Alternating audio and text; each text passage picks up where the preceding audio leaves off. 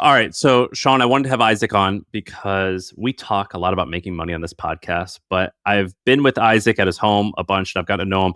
And he's inspired me to believe that like money isn't the only reason for business. It's about like kind of craftsmanship. It's about like creating like your little like corner of the universe and into your vision. And I wanted to have him on the pod because I think he's different than a lot of the guests that we've had on here. But let me explain how I met Isaac. I saw that he had this amazing website for his Airbnb. And it said, Isaac French owns this place. He's a former accountant turned real estate mogul, but he's really most passionate about painting and being an artist. And I was like, this kid's the most interesting person I've ever read about. What the hell? And so I just called him and we became friends on the phone and then eventually met up in real life. And he's kind of blown my mind as I've gotten to know him.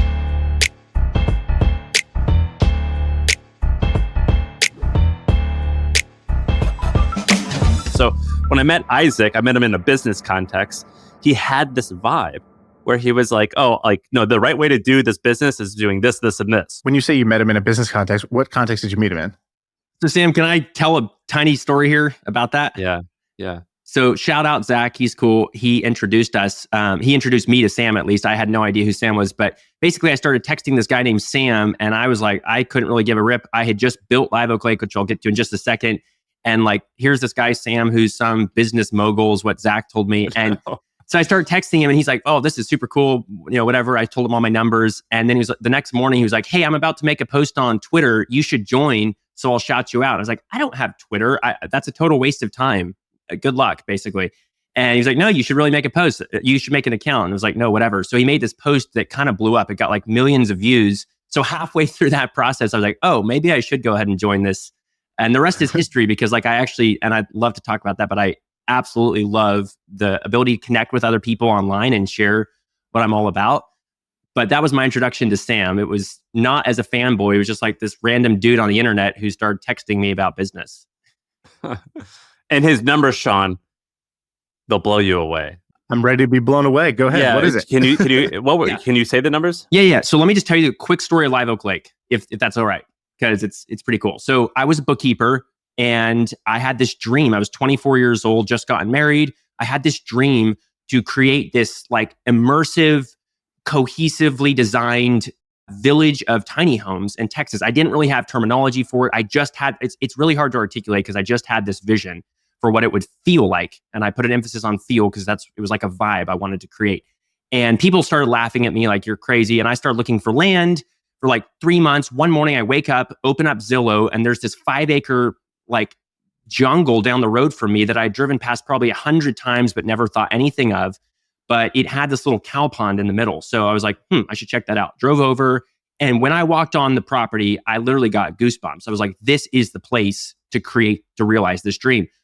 Met the realtor, got it under contract. I had $19,000 of savings to my name.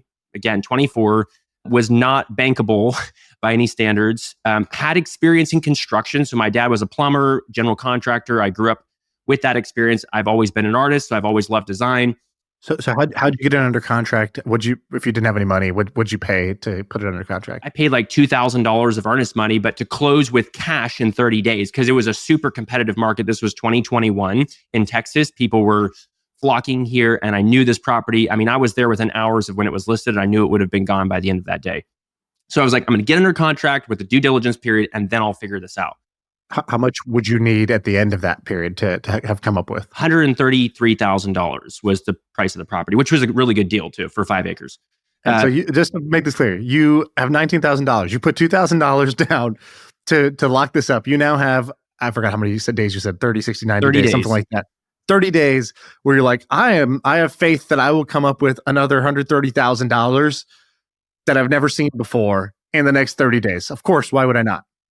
Well, you got to have conviction. You got to believe in yourself if you expect anybody else to believe in you. And I did have a list of people that were like, yeah, these people I'm going to find somebody to make this dream work. So I started calling people. Well, my brothers and my dad, who have this small general contracting company, which is where I'd grown up working, they didn't have the cash either, but they had access to a line of credit. So my hope was that I could get a hard money loan from them to buy the land, to get the 20% of whatever the bank wouldn't loan me, and then pay it back once I could refinance the property. So I was already, really banking a little overconfident, really banking on my abilities to deliver this just crazy property that would appraise at really high values. So I called them up and they're like, no, we don't want to give you a hard money loan. We want equity in that because we like the idea and we'll loan you the money through our line of credit. So great. I gave them just handshake deal that day, 40% equity, and they were going to help me with the difference of whatever. But then of course I was going to have to find a loan and, go through all the rigmarole of that. So we get under contract and literally I hit the ground running. So the next day, the first 3 days I spent on the phone with banks, like hitting up every local bank I possibly could. And then also walking the property all by myself with no phones or anything, just sort of like letting the land speak to me about how to build this little micro resort and figuring out like how each cabin would be positioned and like being a little maniacal about the details of that because I'm a little bit OCD as a perfectionist. So finally I got a bank that's like, they were like, no, I mean, literally you can imagine 24-year-old kid rolling their eyes, but I found a local bank who said, we'll give you a loan because you have your dad and brothers on board. We want them to co-guarantee it. But they were like 80% of the appraised value is what we'll loan you. So great, boxes checked. Then they send an appraiser out and the appraiser, and I got to give it to them. I didn't know what I was doing. I drafted up this really primitive pro forma. I didn't even know what a pro forma was, just like this Apple numbers spreadsheet thing that was like my guesstimate on how much the property was going to cost, how much it was going to bring in, sensitivity analysis for like occupancy. And they probably laughed their heads off. But anyway, they gave that along with like some napkin sketches of what these cabins were going to look like, my drone photos, like marked up of the site plan. And the appraiser came back at like, okay, this is going to cost 1.8 million. So the bank was like, we'll loan you 80% of that. So bank was like, we'll give you $1.5 million loan if your dad and brothers will co-guarantee this. And my estimate was that the project was going to cost like $2 million. So we had like a $500,000 shortfall, which wasn't great. Long story short, it actually cost us $2.3 million. So here's the deal. The spec home market was booming in Texas at that time. And so I was like, okay, all right, we're going all in. I got to make this work. I bought another 5 acres down the road, built a $750,000 spec home in 4 months and sold it and profited $200,000 from that home. Was able to roll all of those profits directly into this project. Of course, maxed out every credit card, put in my $19,000. My dad and brothers brought their line of credit. We got the project done. 9.5 months start to finish, which was absolutely wild. As you can imagine too. I mean, this is post-COVID, supply chain issues are crazy. I was designing it as we went. It was the wildest year of my life. On top of that, I broke my pelvis like 7 months into the project. So we open in January of 2022. 2 weeks later, my whole business as I knew it ended. I woke up one morning, opened the Airbnb app. Everything's grayed out. We're suspended on Airbnb. Worst feeling, probably top 10 worst feelings I've ever had in my life. And I called their customer support, couldn't get a hold of anybody. There was no warning. There was no explanation.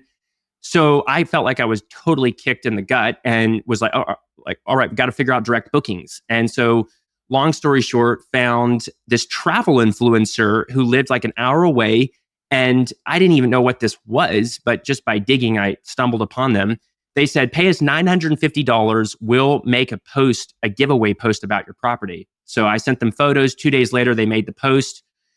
7 days later, we had $40,000 of direct bookings through our website. So I whipped up a website overnight and 40,000 of direct bookings and 5,000 followers on Instagram from scratch. So as you can imagine, that was my sort of eureka moment on direct bookings and Instagram. 6 days later, we got restored on Airbnb. So the timing was like perfect. It was a glitch in their system, but the direct bookings game was on fire. So then that first year was a whirlwind, 95% occupancy overall with these 7 cabins, which is just crazy starting from zero. 80% of all the bookings were direct. So here's the deal about direct bookings. The OTA, which is like an online travel agency, so Airbnb, their fees are like roughly 15%. So if you can capture the customer direct, you make 15% of margin. You get the customer's email so you can retarget them. You can't ever be deplatformed.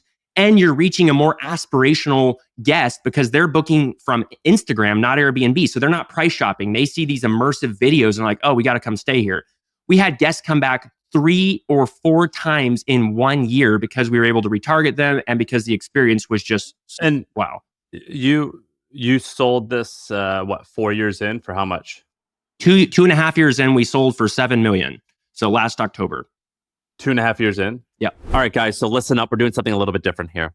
So we had this guy named Mr. Ballin. Mr. Ballin is one of my favorite people on earth. If you have been on YouTube or TikTok, you probably know who Mr. Ballin is. So he has tens of millions of followers and he's built this massive business on it. He's probably the best storyteller I've ever heard in my life, to be honest.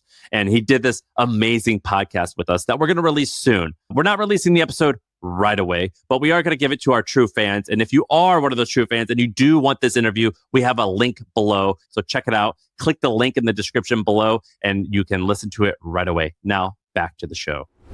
So you let's just recap here. You go buy land. Land is, you said what, 130K, or that was just the down payment? That was the land. That was the whole land. Okay, the land. You never did. You never had built things like this. You had done some construction, some plumbing projects, but I assume you had never, had you ever built a cabin before? No. And you built these yourself, or you subcontracted out to a company? I subcontracted, but like I said, I was in there on ladders doing stuff myself. That's how I broke my pelvis. Okay, so you build 7 cabins on top, and the whole project build out you thought was going to cost you $2 million, ended up costing you 2.3. But did you say you were selling? The spec market was booming. You just sold a separate property just to help fund it. You didn't pre-sell anything on this property. Correct. Okay.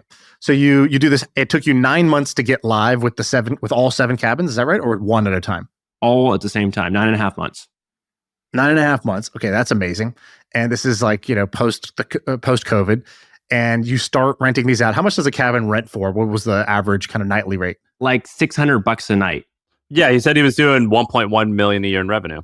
So you do $1 million a year in revenue, 500K of profit, and you sold this thing for $7 million. Yep. So $1 million a key, 2.5 years after starting construction on the whole thing.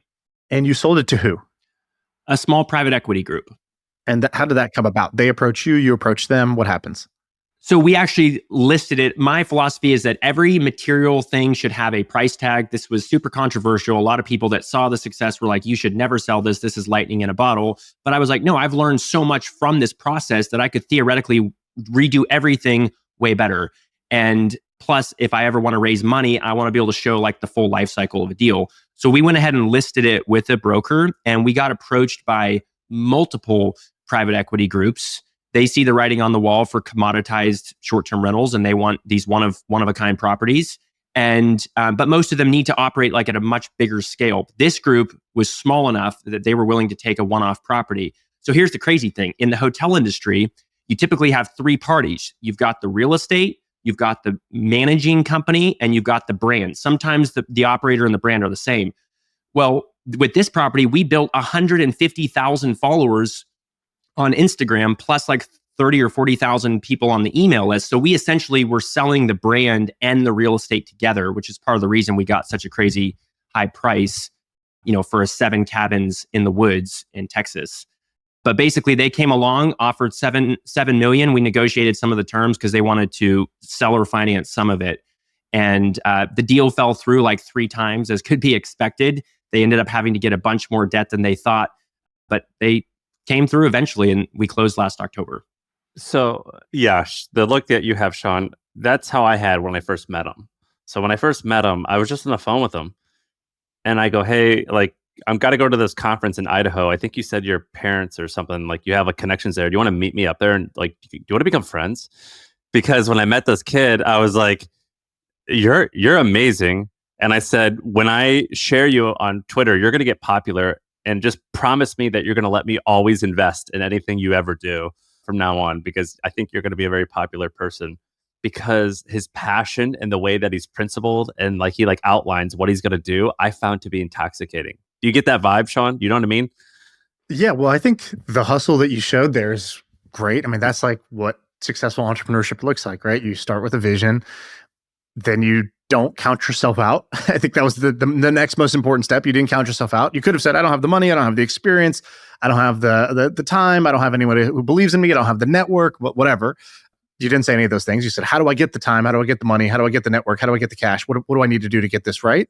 And you did it. And I think you had a unique insight, which is that, that people would want to stay in kind of a more unique experience, and B, once you turned your disadvantage into advantage, you turned your Airbnb disaster into, oh, wait, I got to find another way to promote this. And you found a better way to promote it, right? Because let's say Airbnb had never knocked you off the platform and you had never realized that I should be using Instagram content through influencers or through my own to do direct bookings.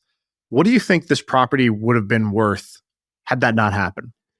Maybe 3 or 4 million is my guess.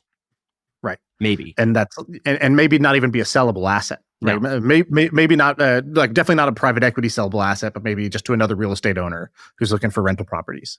Yeah, totally. I think the brand, that moment with Instagram, which felt like with Airbnb originally, which felt like a complete defeat. Like literally, you can't imagine. I mean, I was 24, recently married, had just spent over $2 million of other people's money, had been a little bit laughed at by even some of my friends. Like, why are you spending? Because that was even a lot of money when we built it.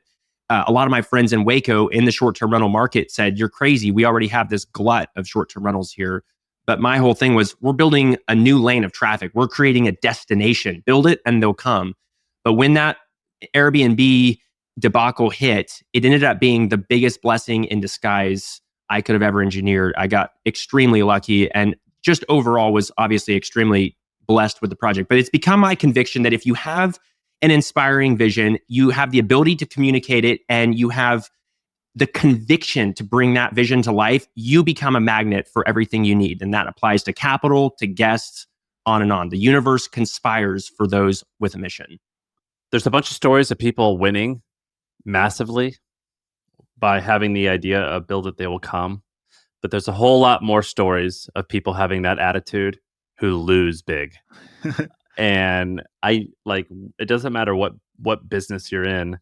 This idea of build it when they come, build it and they'll come, that kind of separates, I think, a visionary from someone who's tapping in and building a great business.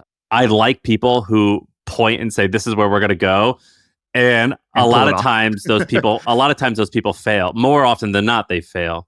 But I think it's dope when they do, when they succeed. Do you know what I mean? And I find that to be different than how I look at life, and I find it to be inspirational. Yeah. Okay, that makes sense. Isaac, you're going to say something on that? Well, I was just going to say, people now come to me asking all the time, like, how do we recreate that same success? And what I really do believe, I just said this, but is that you have to have a vision and then you have to storytell. I think storytelling is the most valuable skill, not just in marketing, but in building something, including building something like construction. And here's why. I've got a friend, Devin. So Devin is also 24 years old, or now I'm 27, but I was 24 when I built Live Oak Lake. And he was an engineer, so he's a smart kid. And he had this dream to create this shipping container home that was just super wild. It was like 5 containers stacked on top of each other. And he has an incredible amount of resilience and passion. He went out and built the whole thing with his 2 hands, like 95% of it he built with his 2 hands. And he documented the whole process with an iPhone and a $20 tripod on Instagram and TikTok. And he grew 1.5 million followers from scratch. Look it up. It's called The Pacific Ben. That's BIN. It took him a year to build this thing. And when he launched, he had so many emails that when he opened up the calendar, he pre-sold the first year in like 2 weeks. And now, again, he's become this magnet where people are like, hey, come build, they're trying to give him money. And I understand a little bit about what that feels because people have done the same thing to me. But again, like, he understood storytelling. He did it very authentically and he had a vision, and you just have to believe in it. Now, it's a little bit more art than science in terms of like, is the vision a good one? I think some people have that and some people don't.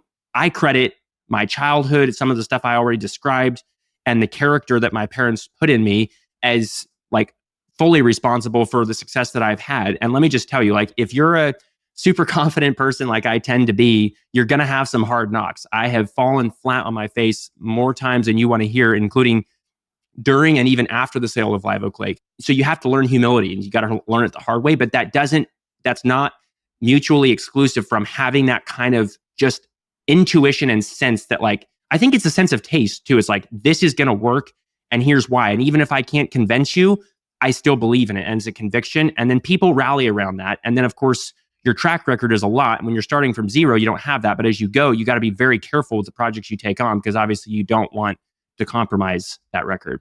So I think this idea of creating these unique spaces and places and having people fall in love with them online, and then that turns into a business that makes you millions of dollars. I think that is a awesome romantic vision. I know several people in my life that would like have the urge when they hear about these to be like, could I do that? Could we do that where we live in this area, whatever? What are the opportunities you see? So what do you think somebody out there could go do, and break that down like a blueprint? Like, okay, you're now talking not to me and Sam, you're talking to this person who's listening, who is inspired by this and says, could I do that? How would I do that? What would you tell them? What's the 2-minute blueprint you would give them? Yeah, love it. Huge opportunity. An, Airbnbs have been commoditized.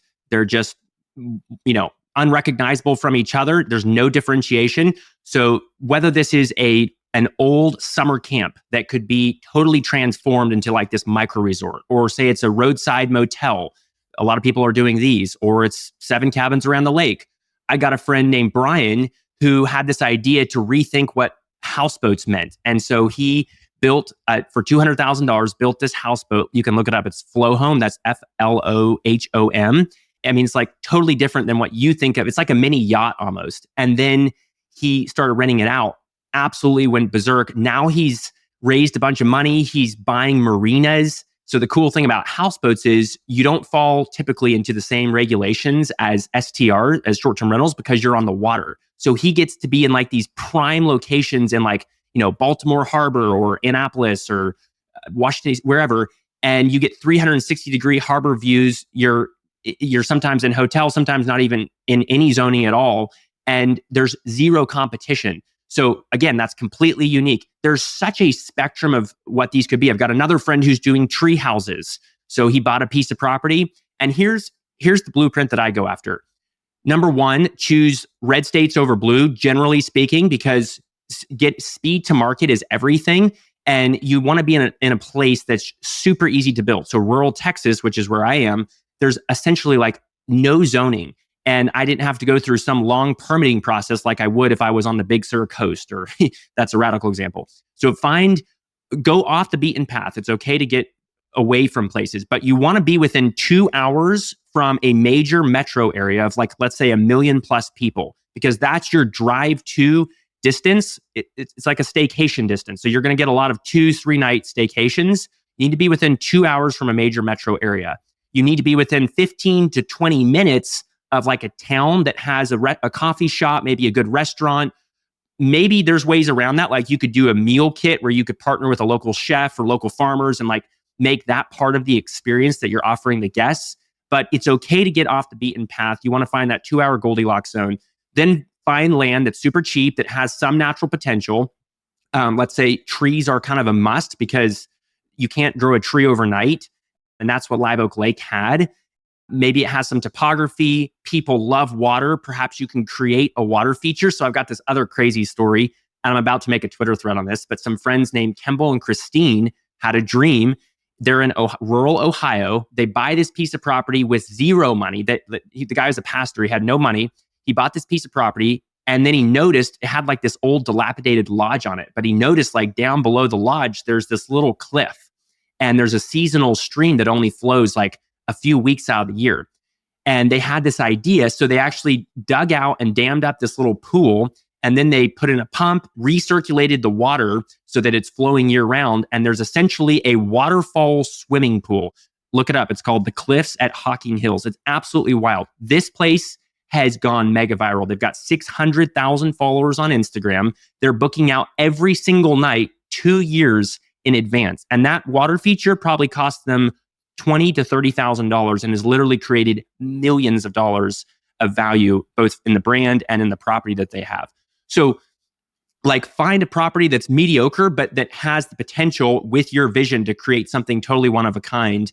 And then architecturally make it beautiful, infuse unreasonable hospitality into it. So you don't need an on-site concierge. You don't need people holding your hand, at every like 5-star luxury would be. What you need is touch points that people care about. So when I opened Live Oak Lake, I quickly just had this idea. People love to see their name handwritten. So I perfected this process where we would handwrite a card to each guest. And then I partnered with a local bakery that was like 5 minutes down the road to fresh bake our own recipe of chocolate chip cookies every single morning.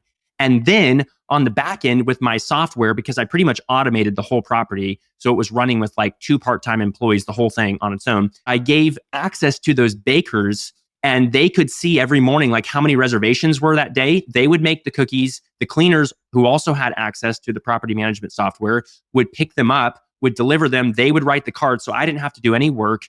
For less than $10, some fresh baked cookies, a handwritten card, and a couple Topo Chicos in the fridge made a massive impact and an emotional connection with the guest. Not only was it a beautiful architectural and natural experience, but they felt like me as the owner, as Isaac, like my story, which we could go down so many rabbit holes, but like I wrote out our story in this booklet that we gave them. Like we turned what would have been a boring house manual into like this fun to read coffee table book.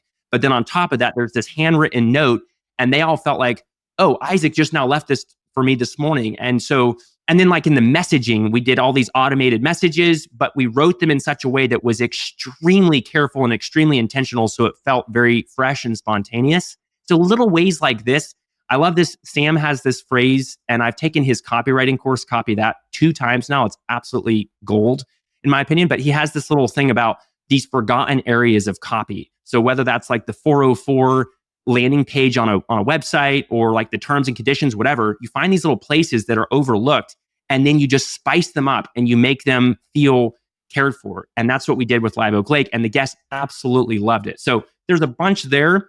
I could go on and on about this, but basically, here's the play. Anyone can do this.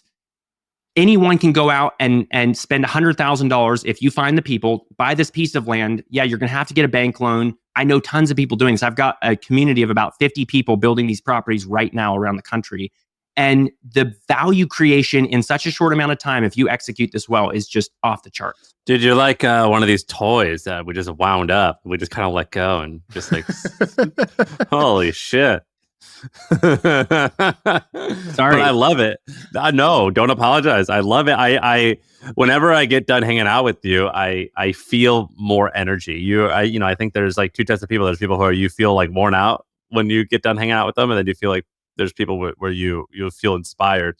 What are some ways that a smart person could get this wrong? So not every, any blueprint. If I say, hey, I've had all this success in e-commerce. Well, I know a bunch of people who have failed in e-commerce, and I can tell you where they go wrong. Some of the common traps that a smart person could fall into. I mean, I failed at it. Or at least I didn't. Sam's like, I'll take this one. Yeah, I mean, like I bought a property. It wanted to turn into this, and I actually didn't. I broke even. I mean, I probably made a little bit of money, but I didn't. It wasn't like a screaming success. So here's like a list. The first thing is there is no such thing as set it and forget it. Passive income when it comes to real estate. If you own the thing, that ain't true. It's still like a business that you have to run. There is no set it and forget it. Would you agree with that, Isaac? 99% of the time, unless you are just an extreme exception. But yes, the illusion of total automation is absolutely just that, an illusion.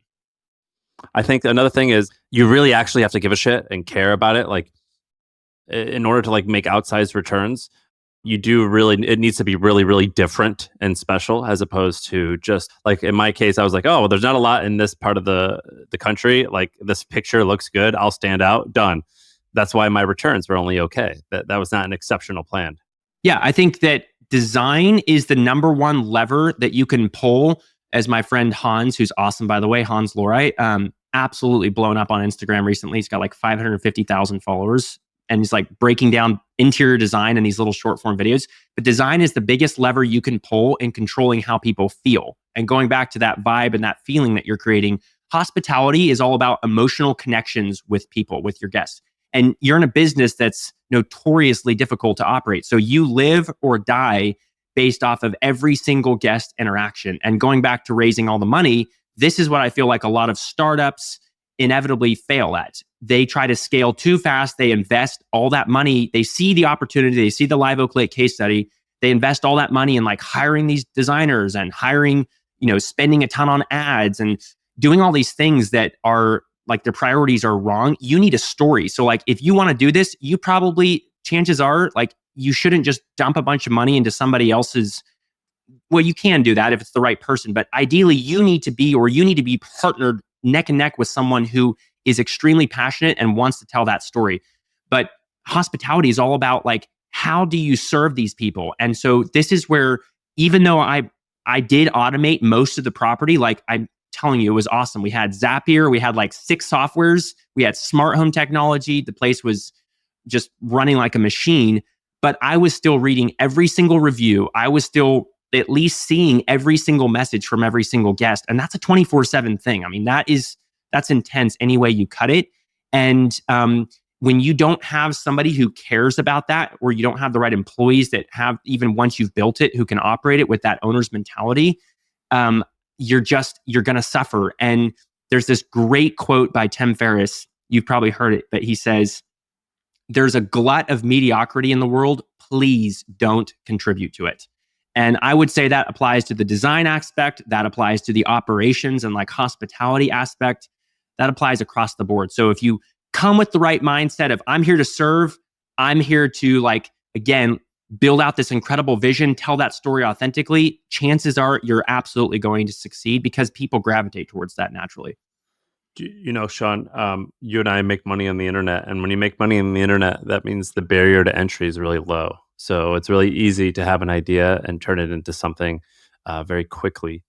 Because of that, I think I've gotten into a habit of creating things that were, to use a funny pun, subpar.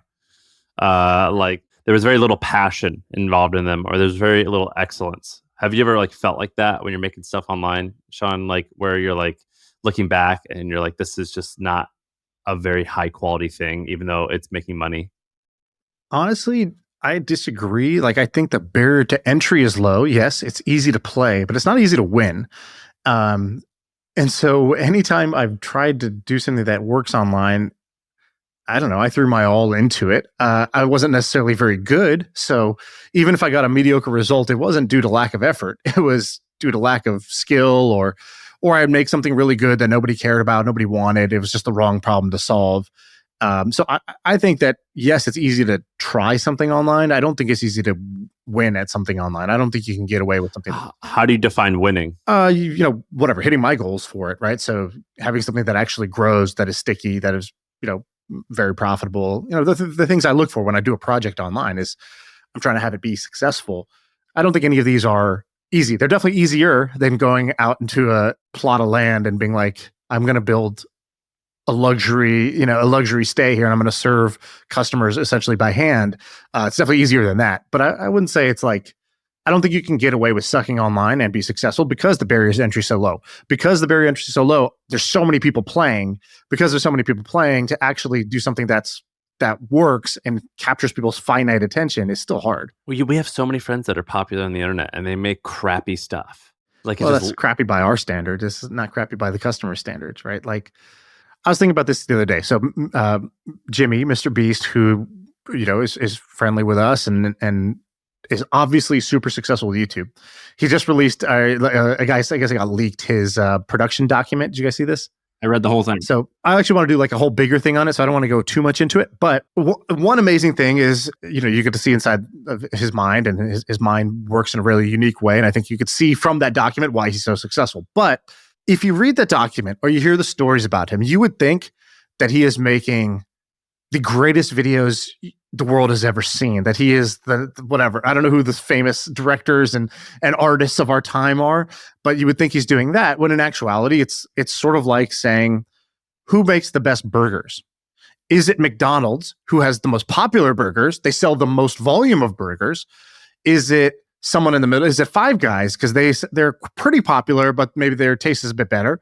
Or is it the chef in New York who makes this one unbelievable burger that's $36, and if you ever put a McDonald's burger next to that, you would laugh at the McDonald's burger, right? Which one is the best burger? And Mr. Beast has made it his success because he has decided to be McDonald's on the internet, right? He is creating the videos that are mass market, that are going to get the most number of views, even if they're not the most life-changing, introspective, emotional, or beautifully told stories. There are other people who do those. And so I think there's just like, it's hard to say what is the best, right? Like the friends of ours who we think make just like pretty crap content that works, it's because they're doing the McDonald's thing, right? They're giving people fast food content. And then there's other people that are giving them artisanal content. And, who's to say what's better than the other? It depends on your goals. Can I tell you a crazy story about Twitter and going viral? Yeah. What do you got?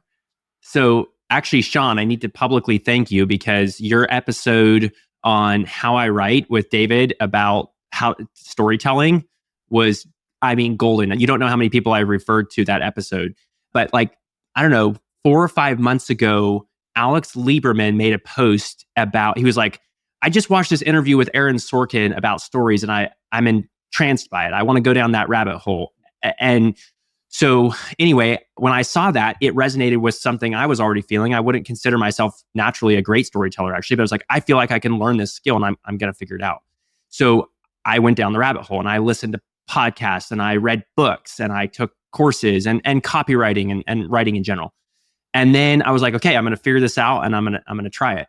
And so, well, first of all, I'd taken an 8-month break from Twitter. So last fall, I stopped posting at all. And I took an 8-month break, but I would sort of describe it for various reasons. But one was I was just recharging as a creator. You can't just constantly go. You're like a battery. You've got to recharge.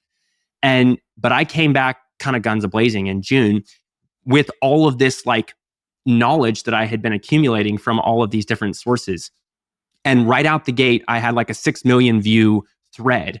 And people were like, threads are dead and, Twitter's dead. The algorithm's trash, whatever. And literally one after another. And I'm knocking on wood, but at the end of the day, I've never had so much sustained success. The last 10 threads I've written in a row without exception have gotten an average of 1 million views a piece. And then one of them went totally crazy. So I wrote this thread about this train car that my dad, it's pinned to the top of my profile if you want to look at it. But yeah, I've seen that one. So I wrote this thread. I stayed up all night. I spent 8 hours writing it. I had just finished copy that the second time. And so it was fresh on my mind. And I wrote this thread and I didn't know, I put 60% going off of your advice, going off of a lot of people's advice, 60% of my effort of those 8 hours were spent writing that hook, both writing it and also curating those images. So it's got this great visual hook where you see side by side train car before, after, and then hours writing 4 or 5 sentences. I know that sounds crazy, but writing and rewriting it, just trying to make it a science. But I had this sentence in there. Let me read it. So I said, my dad bought this 120-year-old train car for $2,000. It was a rotting, cat-infested wreck. So I knew that I was probably being a little controversial when I said that. I had no idea just how controversial this would be. I said, but after investing $147K in 5 months of work, we redeemed it. Today, it's one of the most profitable and exclusive stays in the country. Here's what happened. So here is what happened. There is 30% of the population, I've come to believe, are these cat-loving, Karens. And I love, guess what?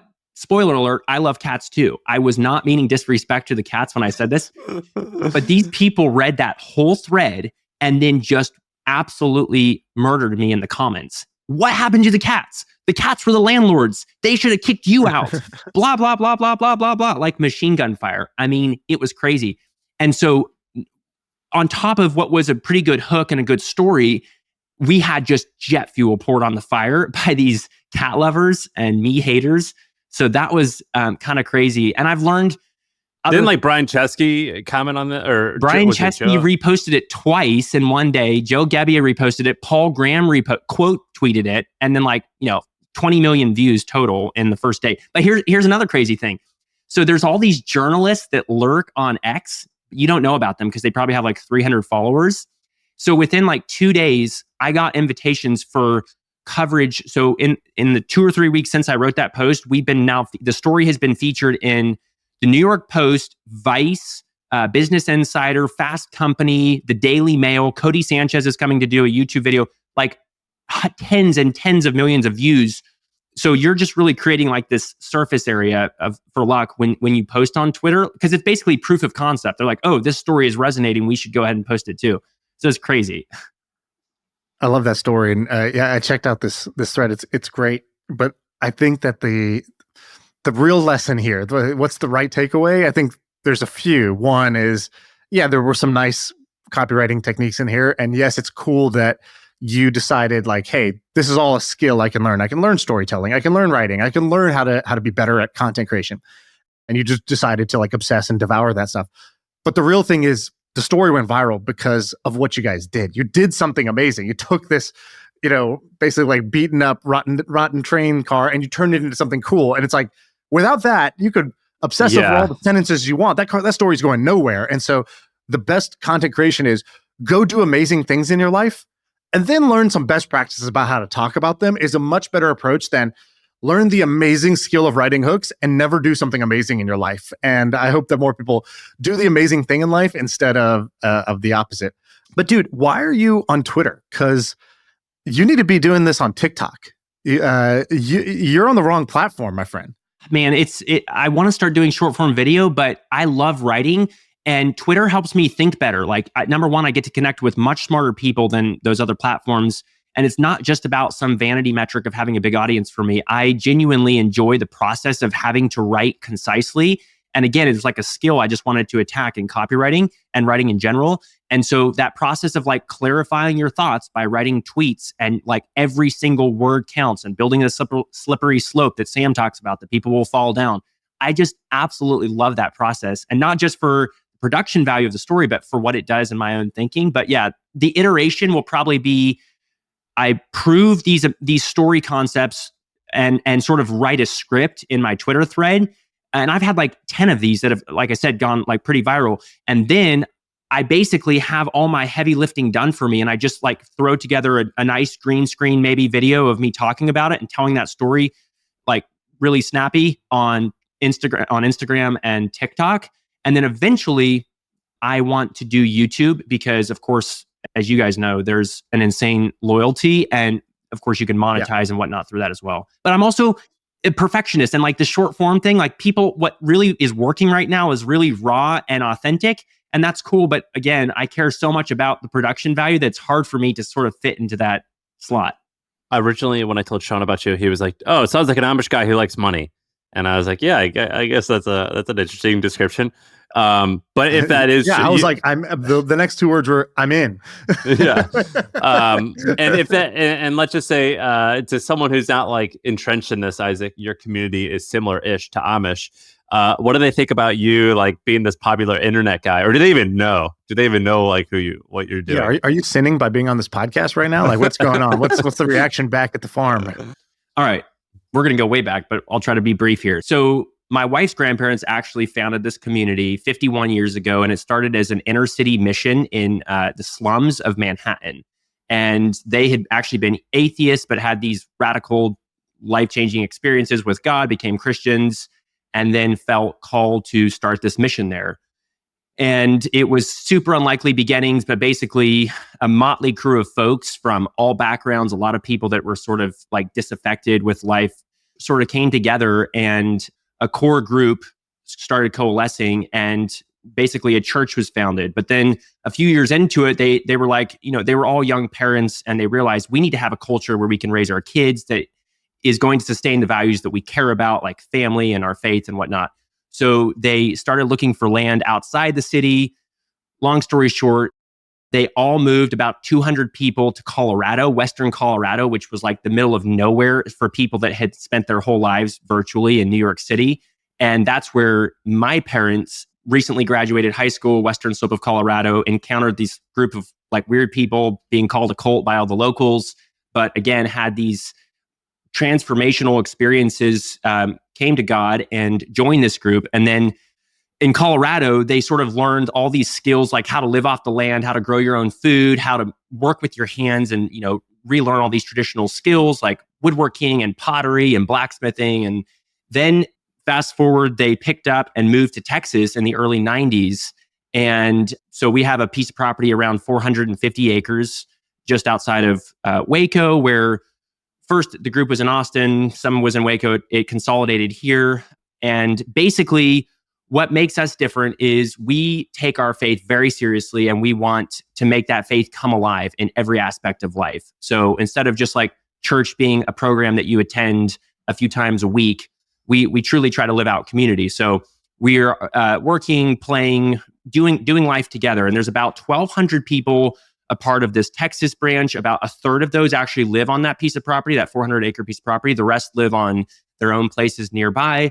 We're not common purse. We put a huge emphasis on like individual responsibility, but basically we strive for simplicity. So, well, just explain it like this: if I live in a cookie cutter suburb of America, so just like general, I'm in California.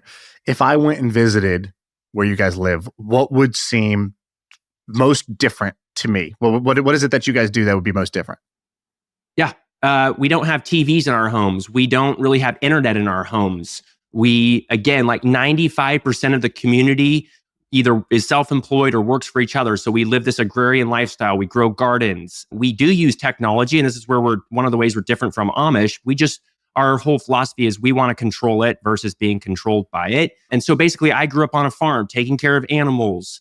I was homeschooled, so we homeschool our kids. I have 9 siblings. There's a lot of big families. Not everybody has a big family, but I went, by the way, Shaan, and I stayed in the community, and I would joke with Isaac. I'm like, Isaac, I'm an atheist. Don't try to convert me to any of this stuff, but I would love to explore and learn about your community. And when I went there, they believe, I'm going to kind of summarize, Isaac, they believe that in order to like show they're close to God and everything, that they're craftsmen in like everything they do. So they have this like restaurant, and like they make all of their own food there, or they have a church where they built it, and it's like beautiful. It's a beautiful church, dude. They had this Easter thing that I went to, and there was these women singing. I swear to God, I'm like, this sounds like a black choir in Harlem. Like this is the most like stylish, like best singers I've ever heard in my life, because they like studied it and they like perfect these things. And so he had this vibe where he was like, oh, like, no, the right way to do this business is doing this, this, and this. So in order to learn Instagram, I have to study it, and then I'm going to execute perfectly. No, like I said, we use technology. We use media too. Like we haven't really used social media, and I'm kind of one of the first that's pioneering that. But we want to tell our story. We don't want to substitute for the substance of the community that we've created so intentionally over decades by using like social media, which innately is just a virtual world. So we're trying to find ways to storytell. Because I feel like Sam got you hooked on sugar, and you hadn't had sugar. You're like, yeah, no, I love vegetables, and I just love all these earthy flavors. And then Sam was like, here, have some sugar. And now you've had sugar. You've had the viral sugar, the feeling of going viral and making millions of dollars, and everybody loving your story, and some people hating your story, and then you want to respond to them. You've now tasted that. How is that effed with your brain? Yeah, it's like, hey, Isaac, just a little crack. You just want a little crack? Just a little. You've had that social media crack. What's your honest feeling of where you are right now with that? Man, it's tough. That's one of the reasons I took the 8-month break, because personally, I felt like it was becoming. I love attention. I'll just be honest about it. And I felt like it was becoming a distraction for what really is like a lived life. And for one, I have a family. We have a little boy. We have another on the way. I have this amazing community life, which I'm starting to be more public about. I made a thread about the community a couple months ago, and people are really intrigued with that. But again, like work life, to use the term everybody's familiar with, work-life balance is a very, very real thing. I just feel like if there's an overarching guiding principle that work and life and family and play and everything can fit into, they don't need to constantly feel like they're in conflict with each other. But in order to make that happen, I need people in my life that hold me accountable and like are going to be real with me. And I've had plenty of that, just to be honest. Like some of my friends that know me very well have been like very honest with me, and at times critical. And I totally love them and respect them for that. What'd they say? Oh, like, the way you came across here was bragging, or the way you said that was maybe not completely or not telling me. It was more like asking questions, because again, like nobody tells you what to do here. We're very, very much like we open ourselves up voluntarily, but they're like, is that consistent with the way that you would talk so and so? And basically we want to be very careful I want to be very careful that I don't put that the version of me that you see on the internet is exactly what you're going to get in person. And as you guys know, there's just like that inevitable conflict, but I feel like I've learned a ton through it. And it's a constant struggle for me where I probably need to delete the app from my phone and just use it on desktop. I have a lot of friends that do that, but Twitter is that thing for me. I mean, it's highly addicting. It's just such a great format to connect with interesting people. Shaan, I think that every man, once he has children and becomes a family man, I think they have 2 urges. The first one is to be in some type of situation where they can exert force and be like, use a little bit of violence to be a hero. You know what I mean? Like a man robs a bank and you like suddenly stop it and you're the hero. That's one of them. Patrolling Main Street just in case something goes down and I might be needed. Yeah, just like to be the tough guy that protects everyone once. Then the second thing is to like live in a farm with your family and your community, and like everyone like lives like a little socialist hippie life. And I went to his, I hung out in his area, and Isaac was like, "Hey, check this out! I just planted 100 apple trees and a bunch of like fruit trees. In about 3 years, these are gonna be ready to bloom." And I'm like, "Oh, nice! That's kind of a lot of fruit. Like, you're gonna eat all that fruit?" And he's like, "No, it's for everyone." I'm like, "Well, you're gonna have to take care of this?" He's like, "No, I just told everyone in the community that I planted these trees, and we're probably gonna make like a schedule, but we'll all chip in and like tend to the trees to make sure like it's gonna bear the most fruit, and then we'll just we'll just spread it out evenly." Just being there for that 24 or 48 hours, that one particular time, I was like, I'm fulfilling that need of like seeing this like hippie lifestyle. Well, you saw that David Beckham post, Sam? Oh, where he's growing, growing fruit now, or growing vegetables. You got to be friends with him. Yeah, he went viral because he posted this video on his Instagram, and it's him in a flannel shirt and the like old timey like an Irish hat. And the caption is, "My kale is doing well." And it basically it's him on his farm. He like now lives a farm life. He's him on his farm. He's gardening. He's beekeeping, and this is what he's doing. And people just went nuts and about this trend. Isaac, I feel like you've influenced him, or maybe you should influence him. I think he might slide into your DMs soon to learn a little bit. Do you not feel this urge, Shaan? Every once in a while, we are like, I wish I would just on a farm with my family and friends, and we all like did this together. No, dude, it's way too much work. No, I don't have that urge. Shaan, you got to come visit at least. I have my versions of these, but they're like, like for example, I like writing. And I'm like, cool. I just don't want to work. I just want to like, I don't know how to paint. I'm not skilled enough to paint. I don't know how to build. I'm not skilled enough to build. I don't really want to go develop those, but I'm like, I want to write a movie, or I want to spend my day, playing soccer with my kids, or whatever it is, things like that. But I don't have the same like Roman Empire urges that most guys have. Meaning like, I don't care about history as much as most of my friends do. I don't care about living off the grid and like providing, like pumping my own water and like irrigating something. I don't want to irrigate nothing. Okay. So like, I don't have that urge. For me personally, I got, I guess my own versions of them, but they're a lot more mild. Well, that Teach sucks. I guess, okay, dork. Let me go play house in the woods without you. I still want to have Wi-Fi. Like, shoot me. This is like the man version of playing house and dress up. Like, yeah, you know what I mean? Isaac, can we do rapid fire to end this? So, how old are you? 27. What's one thing I can learn from you about hospitality, even though I'm not going to have my own mini hotels and all that. But if I just have a guest coming over to my house, I got an old friend from college coming over. What's one hospitality thing I can learn from you? It's the single most valuable skill to have in life. And you have to be selfless. You have to want to serve other people. So I don't think it's something that you can affect. But I think everybody has that urge inside of them. I think we're born to serve other people. And read Unreasonable Hospitality if you haven't already. But basically look for those little ways, like I described with the handwritten note, that are surprising. They're small, but they delight people. And sometimes the smallest acts of kindness and generosity show the biggest hearts. And so I don't think it needs to be some grandiose thing. I think you just have to want to serve them, and people are going to feel it. Isaac, I think what you did with the Live Oak Lake and what you're showing other people doing with floating homes and shipping containers and stuff like that is amazing. It's an amazing trend. People should go follow you on Twitter to kind of like see more of these. I think it is amazing because it is so hard.